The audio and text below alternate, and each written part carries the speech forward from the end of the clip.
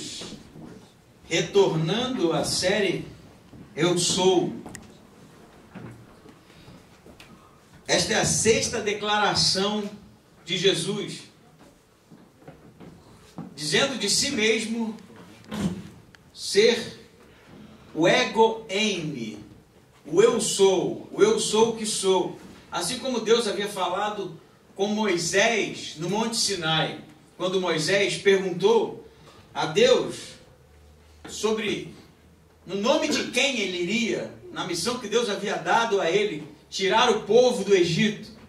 Então Deus disse a Moisés: você irá no nome do eu sou, que no grego a transliteração seria ego eimi, eu sou o que sou. E é assim que Jesus se declara no Evangelho de João, o eu sou. Capítulo 13, que é onde você vai abrir aí do Evangelho de João, é interessante porque traz uma das maiores ou mais conhecidas declarações de Jesus do Novo Testamento. Eu sou o caminho, eu sou a verdade, eu sou a vida. Essa declaração em si, ela, apesar de ser conhecida e quem sabe até banalizada, pois existem até grupos de outras religiões que não tem nada a ver com o cristianismo, que se declara caminho, verdade e vida, ela em si ou é a declaração de um louco, porque alguém que se diz o caminho a Deus, o caminho, o único caminho, alguém que fala de si mesmo como a verdade, não alguém que diz a verdade, mas a própria verdade, alguém que fala de si mesmo como sendo a própria vida, como diz C.S. Lewis, ou é um louco, ou é o que ele próprio diz ser. Porque afinal de contas, a pergunta sobre onde está Deus, ela continua ecoando através dos séculos, através da história, através de todas as áreas do conhecimento. Onde está Deus, afinal de contas? Como nós podemos fazer para encontrar Deus? Como nós podemos fazer para chegarmos até Deus? Não é à toa que o filósofo Friedrich Nietzsche, alemão, escreveu no seu livro Gaia Ciência: Deus está morto e a igreja é o seu túmulo. Deus está morto e a igreja é o seu túmulo. Porque no conto de Nietzsche, um louco vem correndo e entra então em uma feira pública e pergunta: onde está Deus? E todos riem-se dele. E ele vai dizer: Deus morreu, nós o matamos.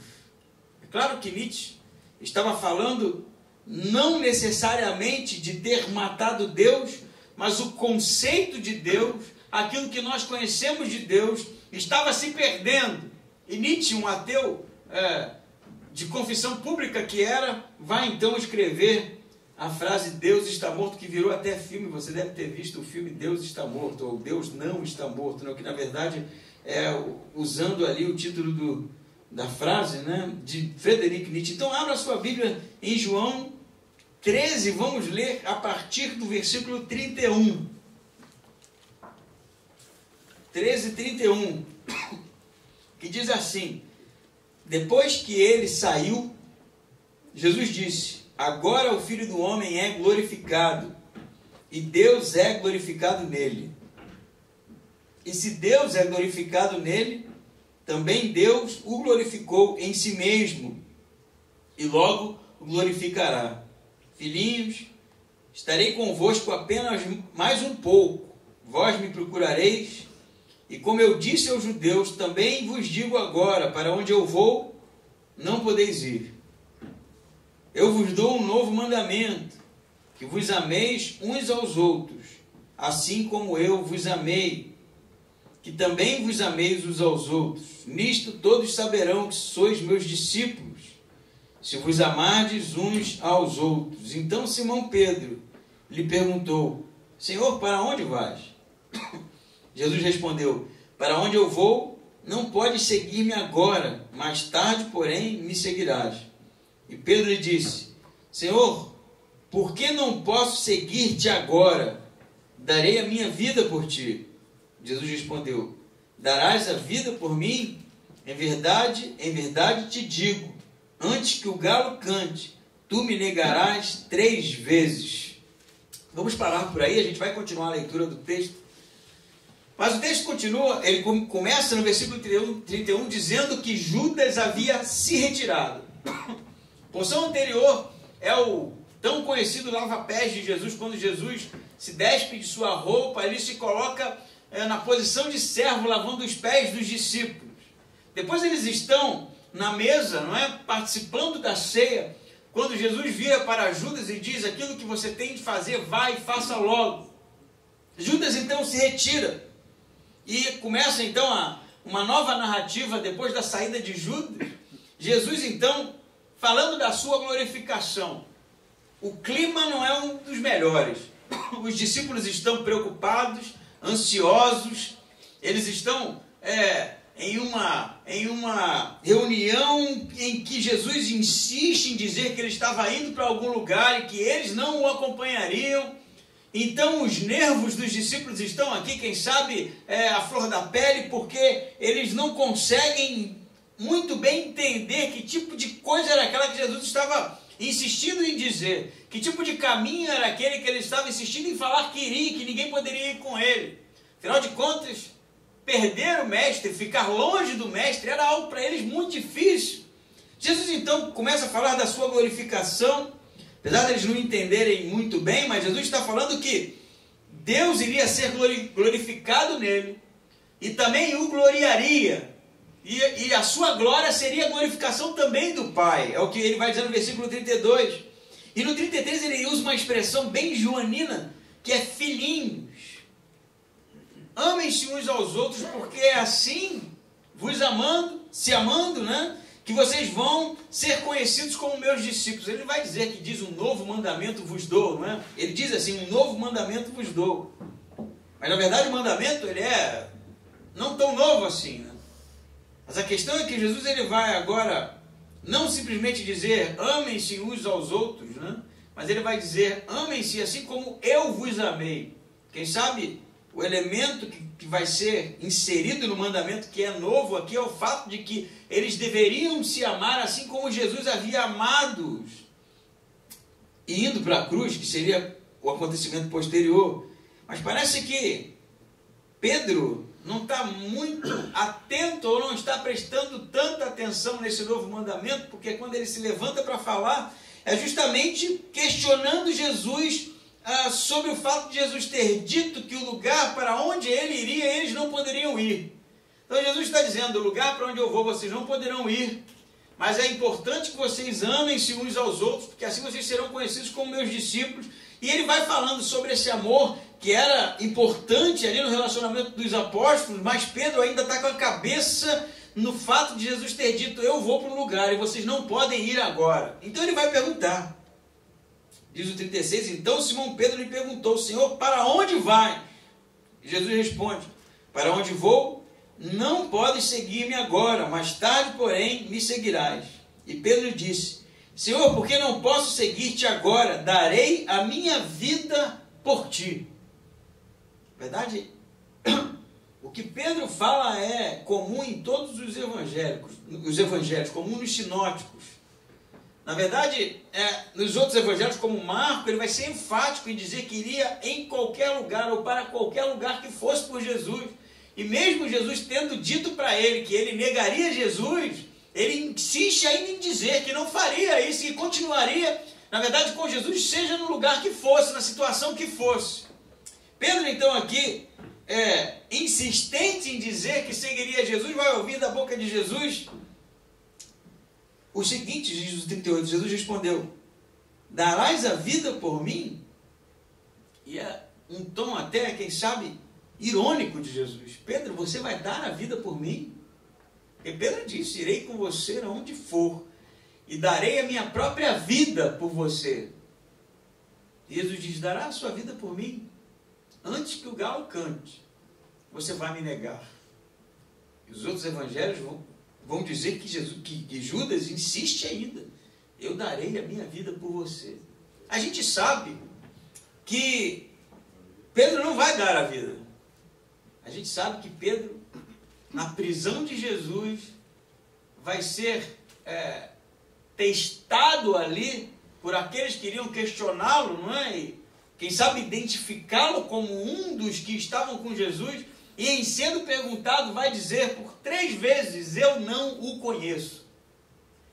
E me parece que o fato de Jesus ter dito antes que o galo cante, e o canto do galo era algo que era como um despertador romano. Entre meia-noite e 3 horas da manhã, o galo cantava mesmo. E parece que o que Jesus está dizendo para Pedro, quando ele diz antes que o galo cante, é: você vai comigo mesmo até o fim, você daria a sua vida por mim hoje mesmo. Até por volta das 3 horas da manhã, deste dia. Porque para o judeu o dia só iria começar às 6 horas da manhã. Então 3 horas da manhã ainda era o dia em que eles estavam aqui comendo juntos, não é? Sentados na mesma mesa. Então Jesus vai dizer: hoje mesmo você vai me negar. E Pedro insiste em dizer que não. Como a história diz, Pedro nega. E então vai se cumprir ali o dito de Jesus, o conhecimento de Jesus de que Pedro, na verdade, não iria dar a vida por ele, não iria com ele no lugar que fosse, não iria com Jesus até os finalmente. Quem sabe, eu poderia especular aqui que Pedro estava disposto sim a dar a vida por Jesus, se fosse lutando. Porque quando Jesus é preso, Pedro saca uma espada e vai para o combate. Ele não é um covarde. Quem sabe Pedro não estava disposto era ir com Jesus até o fim, se rendendo. Porque lutando ele estava disposto. Tanto que Jesus vai dizer, depois que Pedro dá o golpe na orelha de Malcom, Jesus vai dizer: se eu precisasse de um exército, eu chamaria os anjos. Então, na verdade, o que é que está acontecendo aqui? Qual é o problema com Pedro? Porque se ele demonstra coragem em um determinado evento, por que então ele nega Jesus em outro evento, como na prisão? Quem sabe a prisão de Jesus fosse muito para Pedro. E o Messias que ele esperava, o Messias que ele imaginava, seria aquele que se levantaria contra os inimigos. Seria aquele que de maneira alguma os deixaria. Seria aquele que, quem sabe, que nesse momento em que Jesus está dizendo que será preso, que será morto, porque ele já havia dito isso antes, eles conheciam isso, era demais para a fé de Pedro. Crer num Jesus, crer num Messias, crer no Cristo crucificado, crer num Cristo rendido aos romanos, era muito para ele. Mas mesmo assim ele vai dizer que iria com Jesus até o final. Eu penso que Pedro ele tem algumas características marcantes aqui, como no lava-pés, que é o episódio anterior a esse, quando Jesus chega nos pés de Pedro, Pedro vai dizer: o meu pé você não vai lavar. Porque Pedro vê Jesus naquele lugar, naquele papel, e não admite o seu mestre, não é? Quem sabe Pedro poderia ter dito: eu lavo o seu, mas você não põe a mão no meu. Jesus vai dizer para Pedro: se eu não lavar os teus pés, você não tem parte comigo. E chega agora em que Jesus está se despedindo, são as últimas palavras com os apóstolos. Jesus vai dizer que vai para um lugar que eles não podem ir, de novo, né? Pedro se levanta e diz: por que eu não posso ir? Percebam que Pedro sempre fala em primeira pessoa, eu. Ele nunca fala em nome dos discípulos, em nome dos apóstolos. Ele sempre procura uma maneira de trazer a responsabilidade para ele. Quem sabe o seu espírito de liderança, não é? Aquele que de fato chama a responsabilidade, como a gente diz na linguagem do futebol, mata no peito, bota a bola na frente e carrega o time. Mas eu quero dizer para você uma coisa: Jesus sabia que Pedro não era nada disso. Sabia. Jesus sabia que Pedro não era nada daquilo que ele ficava dizendo. Quem sabe seu coração cheio do momento, da emoção, cheio desses sentimentos que nos tomam em momentos específicos, se levantasse para dizer, mas na verdade o fundo daquilo ali, a base daquilo ali era o medo. Quem sabe era a insegurança. E ele, apesar de se expor dessa maneira, demonstrava, porque Jesus tinha o conhecimento disso, não ser nada daquilo que dizia. E eu penso que Pedro, ele é o tipo filho de Adão. Pedro, ele tipifica aqui quem nós somos. O sentimento de Pedro tem muito a ver com o tipo de coisa que a gente declara publicamente, mas na verdade não é nada disso. Eu daria a vida por Jesus. Já fiz isso algumas vezes, mas se eu perguntasse aqui quem daria a vida por Jesus, na hora de uma perseguição, todo mundo levantaria a mão, né? Quem não levanta? Uma vez a gente estava num estudo, na verdade nem foi aqui, isso foi no seminário, no módulo que eu estava dando, e a gente começou a falar de perseguição, né? E tantos foram perseguidos por tanta gente, né? A igreja foi perseguida por Nero, a igreja foi perseguida pelos protestantes, a igreja foi perseguida pela igreja católica, a igreja foi perseguida por um monte de gente. E aí, na hora de conversar sobre a perseguição, eu perguntei quem aqui daria a vida por Jesus, e todo mundo levanta a mão, né? Eu falei assim, se o cara pegasse seu filho e ali tem uma fogueira, e ele dissesse para você assim, negue Jesus, ou eu jogo seu filho nesse fogo, e o filho vai morrer queimado. Morrer queimado não deve ser um negócio muito legal, né? Um tiro na cabeça, quem sabe, é até mais tranquilo, que deu, acabou, mas morrer queimado. E aí eles começaram a pensar direito no negócio. Quem agora iria dar? Eu iria. Eu falei, tá bom. Então está lá a sua família toda, sua esposa, seus filhos, e atrás daquela porta leões famintos, que era assim mesmo, não estou inventando essa situação, era assim que acontecia. E então dissessem para você, ou você nega o Cristo, ou eles serão lançados aos leões. Você sabe o que é ser lançado aos leões?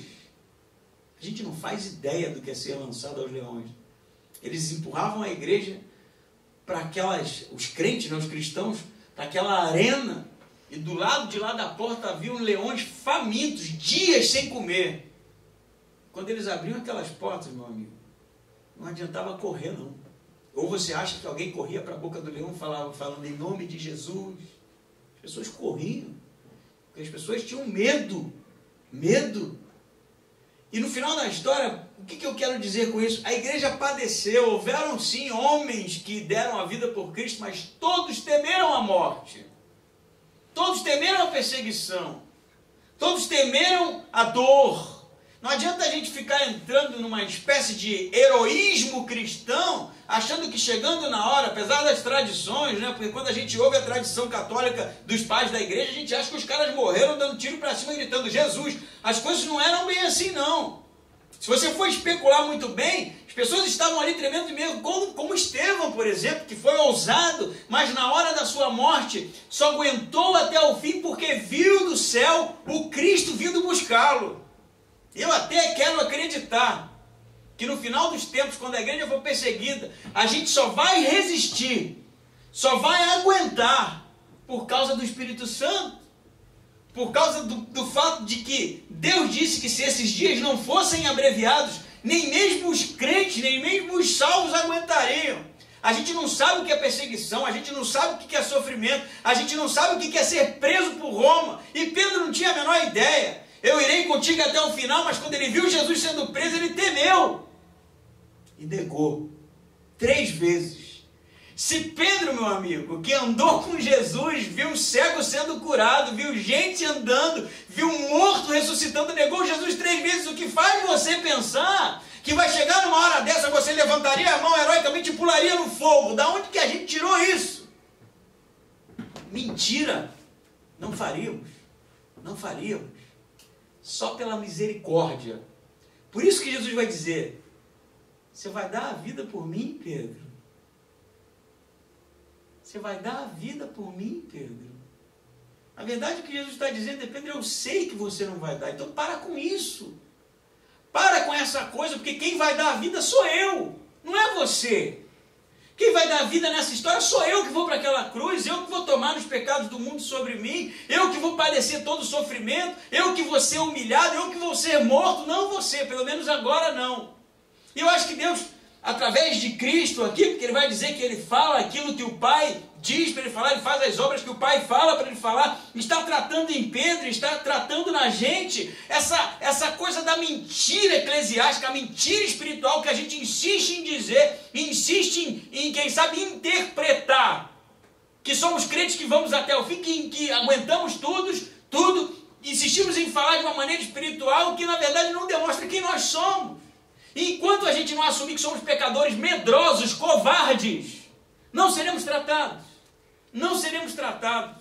A gente tem que parar com essa coisa. Eu estava até conversando essa semana, eu falei com o André, uma frase que eu li de Osmar Ludovico, num livro dele, Meditatio, e ele fala assim, a gente tem que parar com esse negócio de tentar ser tão espiritual e deixar de ser humano. Porque às vezes parece que a gente é alguma coisa vindo do céu. Mas é só da boca para fora, cara. Porque a gente fala tanta coisa bonita, mas quando a conta aperta, o primeiro que a gente nega é Jesus. Deixa de dar o dízimo, né? A gente fala que vai até o fim, mas a primeira coisa que acontece quando aparece um evento que a gente é levado, é desafiado a participar, a gente vai por causa do nosso emprego, por causa do nosso trabalho. A gente tantas e tantas vezes é colocado num lugar muito parecido com Pedro, a gente nega por muito menos. Mas insiste em dizer que a gente vai até o final. Eu vou dizer para você, isso é um embuste. Isso é um disfarce. Isso é uma farsa.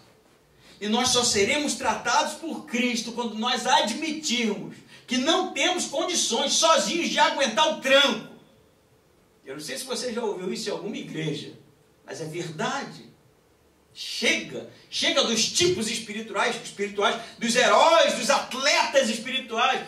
Todo mundo igual, todo mundo Pedro. Sabe, a gente canta aqui, lê o versículo, vibra, olha como os anabatistas sofreram, e eu irei até o fim. Cara, se não fosse pela misericórdia de Deus, você não ia aguentar um dia. Sabe o que Jesus vai dizer depois que Pedro negá-lo? Você acha que Jesus vai dizer assim, viu, seu Zé Ruela?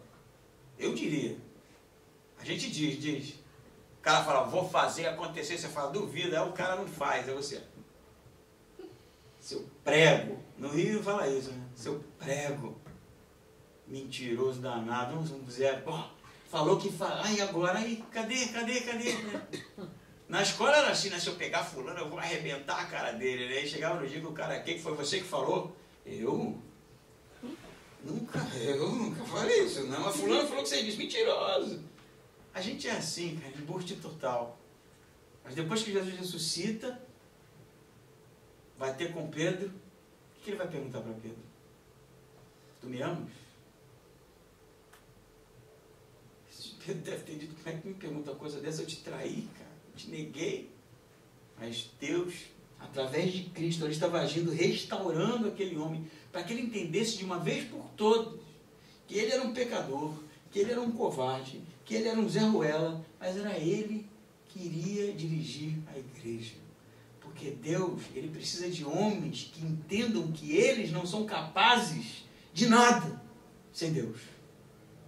Isso vai fazer toda a diferença. Quando a gente parar de se punir, porque não consegue fazer as coisas como deveriam ser feitas, quando a gente parar de fingir com Deus, sendo genérico na nossa confissão de pecados, na nossa covardia, quando a gente parar de ser uma farsa cristã e começar a jogar limpo com Ele.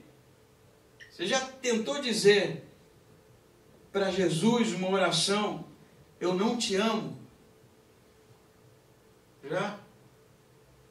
Porque a gente gosta de dizer que ama, né? Mas onde estão os frutos? Onde estão as provas de amor?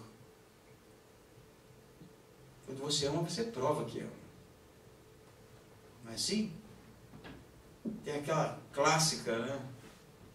Pergunta da mulher que recebe uma declaração dessa, te amo tanto, então prove.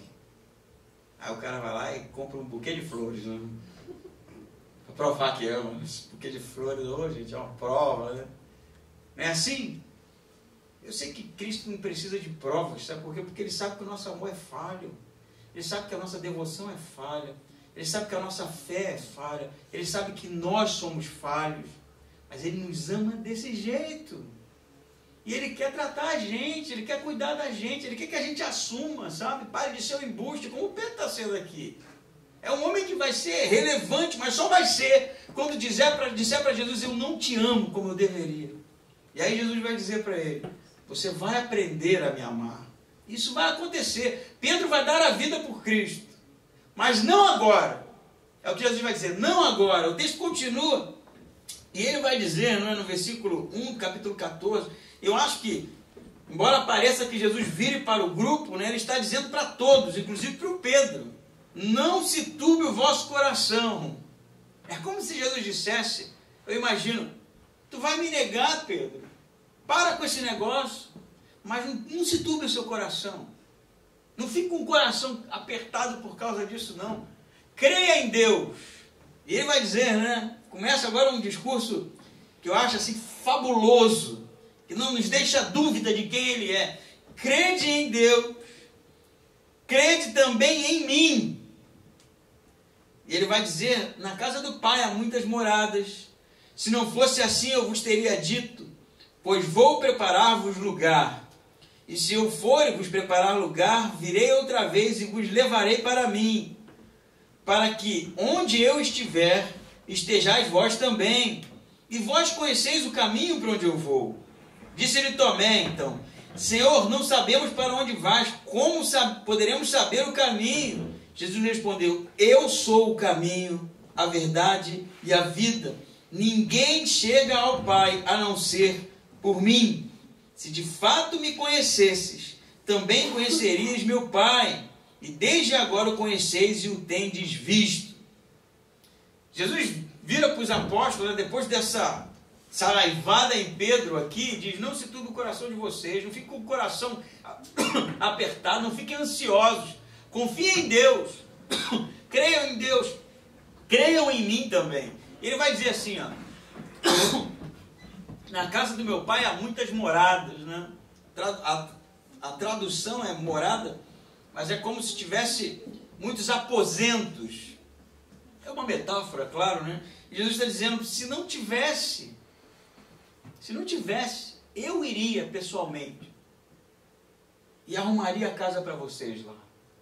Na casa do meu pai há muitas moradas, porque ele queria estar com eles. Ele está dizendo, eu vou para onde vocês não podem ir, mas vocês não fiquem com o coração angustiado, porque ainda que não houvesse lugar para vocês, eu mesmo prepararia lugar para vocês.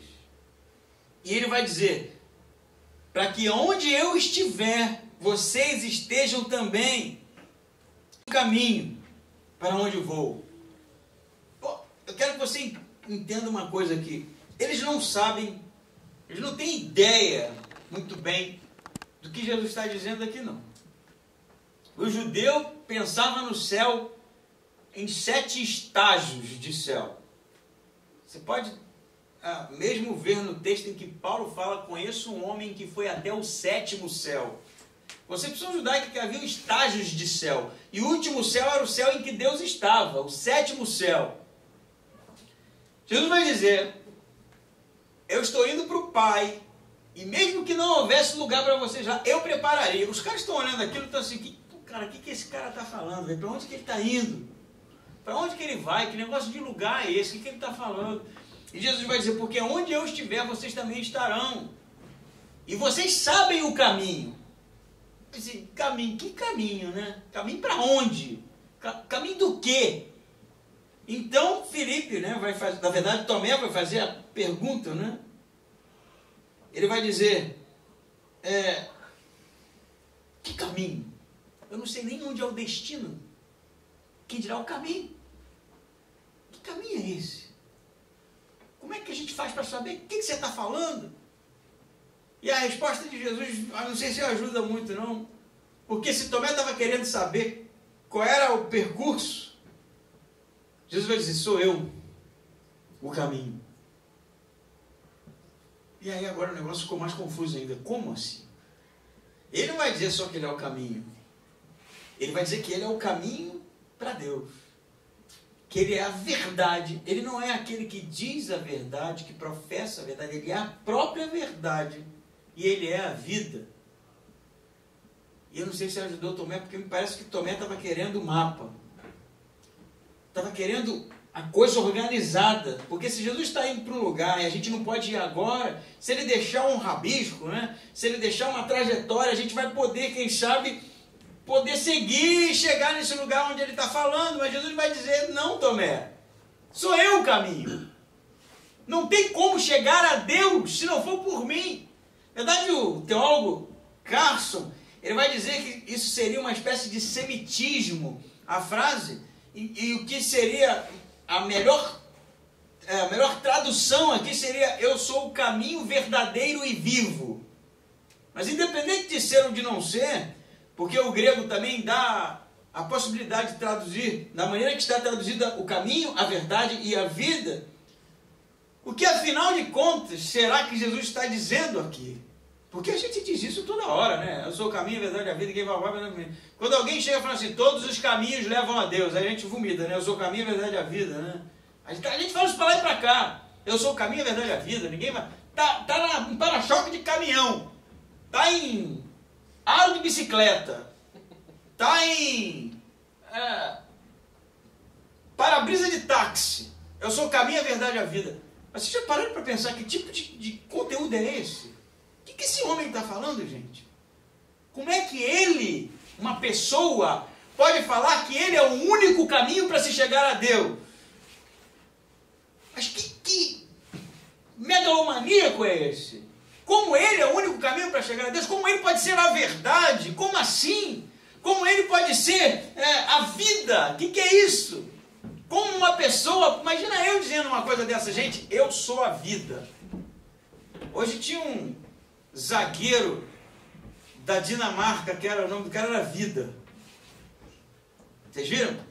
Ninguém viu? Ninguém vê jogo de futebol aqui. Ninguém está animado com a Copa do Mundo, né? Pois então, tinha um zagueiro com o nome de Vida. Eu ria. Vai a vida. Volta a vida. Né? Sai a vida. Eu estava achando um barato aquilo, né? Porque é estranho. Como é que alguém... Esse ali era a vida, mas não era a vida original, né? A vida original é Jesus. Eu sou o caminho. O único caminho para se chegar a Deus sou eu. Eu sou a verdade. E eu sou a vida. Como assim? Se Tomé queria uma resposta, essa aqui arrebenta. Porque, como disse no início, ou ele é maluco, ou ele é isso mesmo. Ou ele é louco, ou não tem nenhum lugar, nenhum outro lugar, nenhuma outra trajetória, nenhum outro caminho que se chegue a Deus a não ser por ele. Ele não abre aqui uma lacuna para nenhum outro tipo de interpretação. Ele é o caminho para Deus. E a gente sabe que o que ele estava fazendo, ele estava trilhando para a cruz, para a morte, e a sua morte na cruz abre um caminho direto para Deus. É através de Cristo, é através da sujeição do seu senhorio que nós nos achegamos a Deus. Não tem outra maneira. Não tem outra maneira de conhecer Deus a não ser por Ele. E Ele é o caminho vivo e verdadeiro, porque Ele é a verdade, porque tudo que se pode conhecer de Deus está nele. Tudo que se pode conhecer de Deus está revelado em Cristo. Toda a vida, pensa na vida, no fôlego de vida, é sustentado por Ele. Não é à toa que João vai dizer no início do seu evangelho: aquele por meio do qual todas as coisas foram feitas, e sem Ele nada do que existe existiria. A vida. Não tem dúvida, Jesus não é nenhuma outra coisa a não ser aquele que é o único caminho para Deus, aquele que é o preservador da vida, aquele que é a verdade revelada a nós. Não tem jeito, não tem outro caminho. O problema é que também não tem mapa. Não tem mapa. Se você quer chegar a Deus, se você quer chegar ao conhecimento da verdade, se você quer viver uma vida plena, é através dele. Não tem mapa. E a única maneira de trilharmos esse caminho que Tomé insistiu em perguntar aqui, olhando para ele, é seguindo ele. Não é à toa que o escritor de Hebreus vai dizer, não é, no seu clássico texto, que se encontra no capítulo 12 de Hebreus: olhando para o autor e consumador da nossa fé, Cristo, assim corro a corrida que me está proposta. Você quer correr uma corrida cheia de vida, e vida em abundância?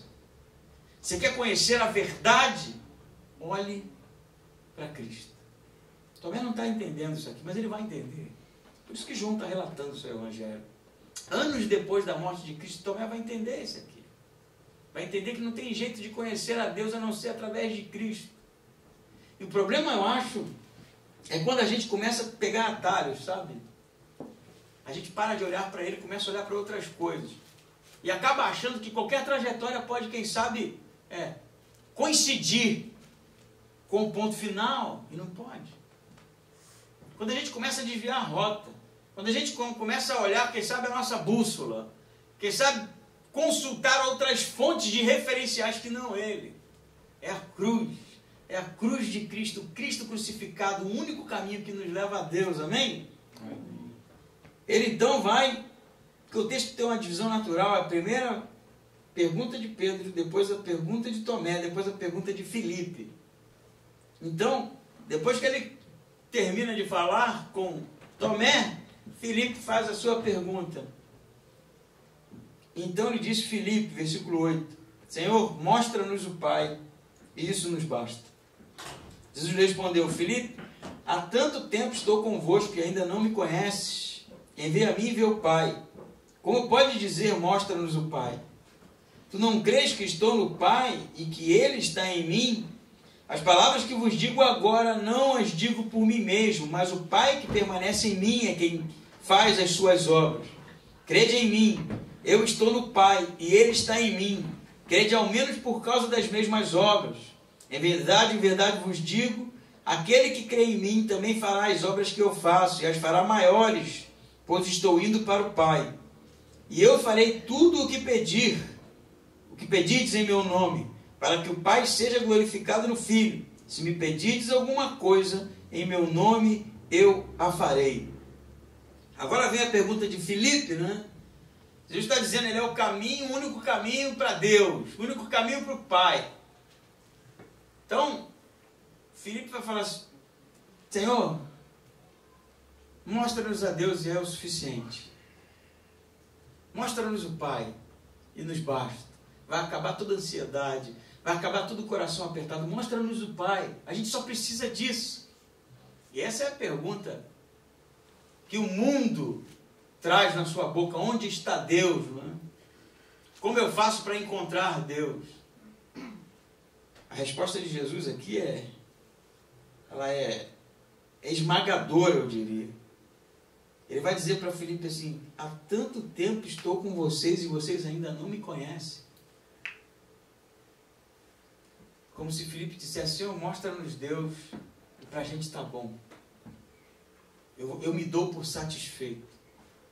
Jesus então vira para aquele homem e fala assim, Filipe, eu estou com vocês há tanto tempo, como você pode me perguntar, mostra-nos o Pai? Percebe o negócio? Como é que você pode me perguntar, mostra-nos o Pai? Eu estou no Pai, e o Pai está em mim. Quem me conhece, conhece o Pai. Eu não sei se você captou isso. Jesus, ele é a revelação de quem é o Pai.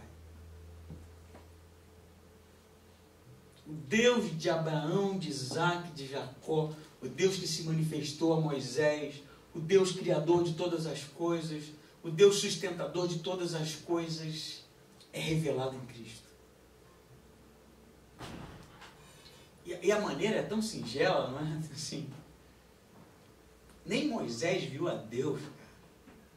Moisés, um homem que estava lá no Sinai, né, ouvindo a voz de Deus, trouxe os mandamentos de Deus, pediu, Senhor, que eu veja a tua glória. Não foi? E Deus permitiu Moisés ver as costas de Deus, porque ninguém jamais havia visto a face de Deus. Pergunta de Filipe é uma pergunta assim, né? Por favor, né? Ousada, mostra-nos o Pai, então, agora aqui, mostra-nos o Pai.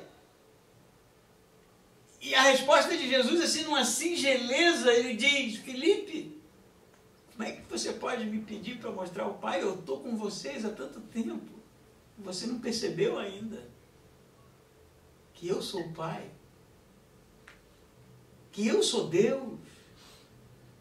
Você não percebeu ainda que eu sou o Criador de todas as coisas, o Verbo vivo?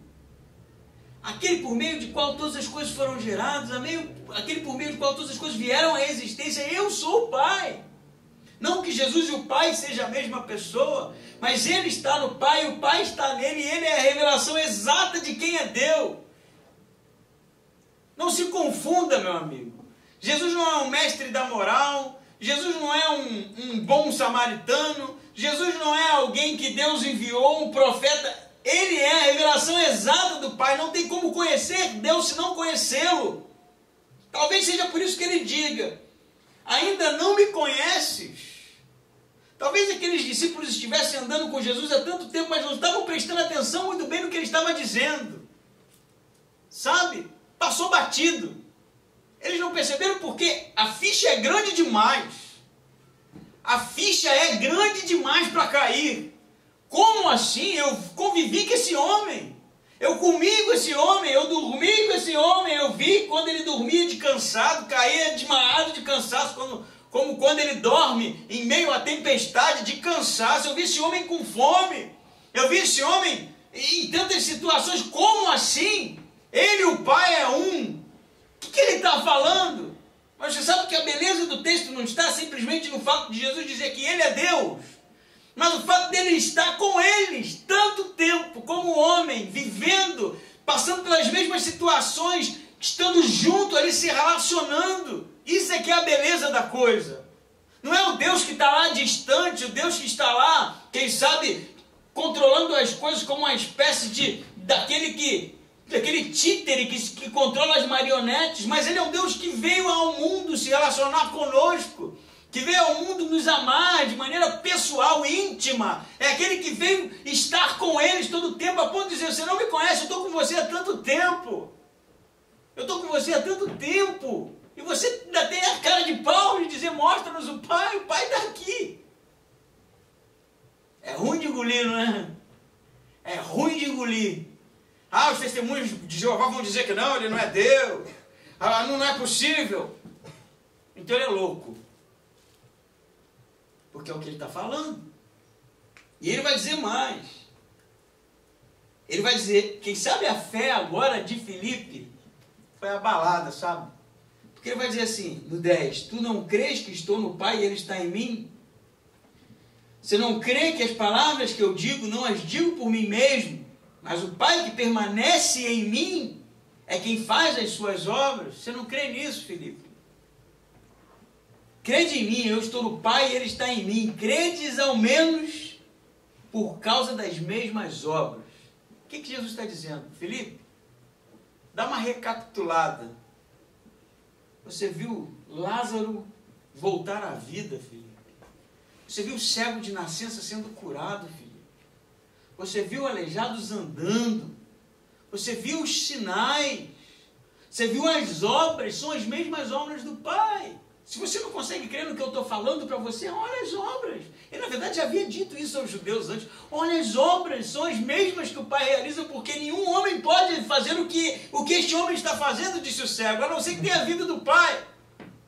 Crede nas obras, pelo menos, Filipe. E ele vai dizer, aquele que crê em mim fará obras maiores do que eu. E a gente fica aqui confuso para saber o que Jesus está dizendo, afinal, como assim? Tudo que pedirdes em meu nome, eu farei, não é? Ele vai dizer no versículo 14, e que nós faremos obras maiores. Olha só o que Jesus está dizendo.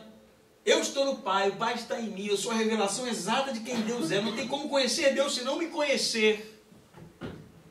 E vocês, se crerem nisso, farão obras maiores do que eu. Porque eu estou indo para o Pai. E o Espírito Santo será derramado sobre vocês. Isso é um mistério, sabe, do Evangelho. Jesus convida os discípulos, a igreja, a fazerem parte de um relacionamento eterno com Deus. Eu estou no Pai, o Pai está em mim, e aquele que crer em mim também está no Pai. Também está no Pai, porque realizará obras maiores que a minha. Esse é o convite de Deus.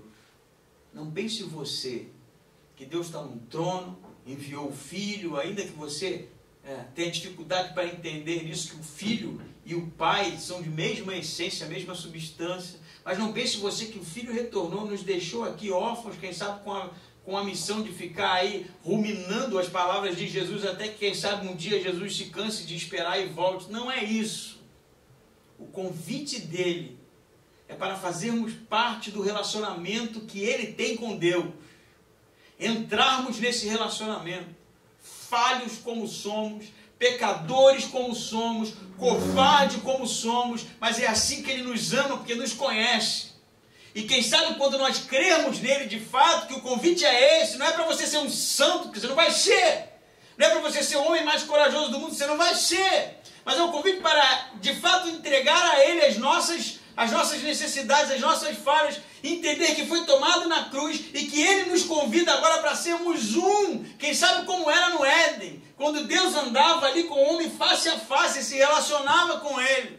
Quem sabe os motivos de a gente achar que Deus não nos ouve é que a gente não consegue entrar num relacionamento com Deus. A gente não consegue entrar num relacionamento com Cristo, porque quem sabe nos achamos, no final da história, uns tipos que fingem todo o tempo amar, mas não amam. Isso nos afasta. Uns tipos que todo o tempo tentam agradar a Deus, mas não conseguem. Isso nos afasta. Uns tipos que ficam todo o tempo tentando não pecar, mas acaba pecando. Isso nos afasta. Esqueça isso. Esqueça isso. É um convite para entrar no relacionamento com Ele, para realizar obras maiores, porque o Evangelho seria pregado aos gentios, como é, e a salvação seria pregada a todo mundo. E aquele que crer e se relacionar com Cristo, tudo o que pedirdes, em nome do Pai, Ele dará. Para você não sair daqui achando que eu estou dizendo que você tem que pedir o que você quiser que Deus vai te dar. Aquele que entra num relacionamento com o Pai, pede as coisas que o Pai deseja. Aquele que entra no relacionamento com o Pai se preocupa com as coisas que o Pai se preocupa. Aquele que entra no relacionamento com o Pai ama as coisas que o Pai ama. São esses pedidos que Deus atende. São esses pedidos que Deus atende. Quando a gente entende que mesmo pecadores, Ele nos convida a estar com Ele, a banquetearmos com Ele, a participarmos com Ele da história do reino de Deus e a se preocupar com as mesmas coisas que Ele. Farão obras maiores que as minhas. Eu convite a você e desafio é aceitar o convite. Simples. Parar de fingir, parar de viver uma fantasia cristã, de fato deixar que Deus nos conduza, para que nós possamos entender de maneira final que Deus quer estar com a gente até o dia da vida de Cristo. Amém? Vamos orar?